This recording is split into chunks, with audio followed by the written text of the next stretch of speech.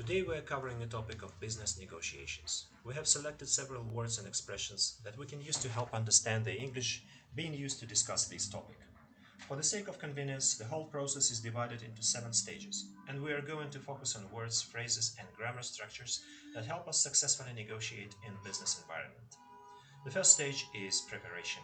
You need to know your objectives, how much you can concede in your position, and your overall negotiating strategy.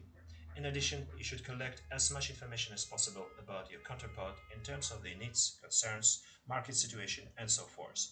You basically use present tenses here. For example, now our company wants to. Our counterpart is now doing that. We are striving to reach this position. Our opponents struggling with, etc.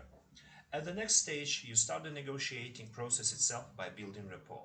State your opening position and learn the other side's position. Show empathy and understanding of their needs by using phrases like, I can see your point, we can understand your concerns. Of course, you need a skill of asking indirect questions here, like, can you share your opinion about? Would you mind me asking if? Could you tell me whether your company is going to?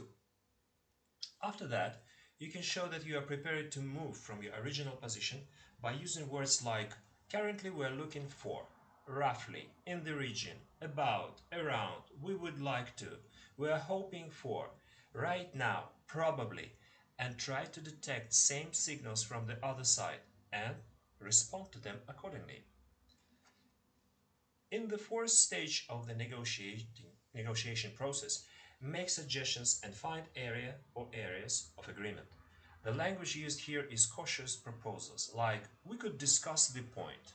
I suggest we negotiate. Can it be that we, etc. Remember to focus on areas of your interest and protect your position all the time. So you may also need to use negative linking words, but, although, however, nevertheless. For example, although we can't afford XYZ, we're still interested in ZYX. It is impossible for us to do ABC, but we can consider CBA. The next stage is to exchange concessions. And this is the perfect opportunity to use first and second conditionals. You want to demonstrate your flexibility by using structures like if, then, or after you do ABC, we will do XYZ. Remember about using other words. For example, unless, which refers to only if not. For example, the transportation will not be possible unless you provide all information on time. And other conditional words like in case of, as long as, providing that, and provided.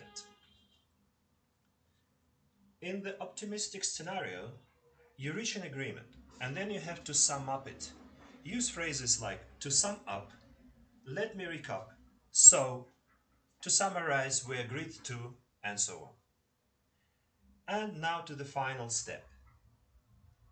The final step in negotiation process is to tie up loose ends, which may inevitably happen in the world of business as people from other departments of your company may be involved. For example, you may need opinion of your financial officers or lawyers as well as your counterpart may. At this stage, practice your writing skills by writing brief summary of negotiations in the form of memo or email. That's it for now. Please make sure you learned all stages of successful negotiations. Prepare your lexical and grammar resource, and we're going to practice it in our class, in our next case studies, or use it in your real negotiations with your foreign partners.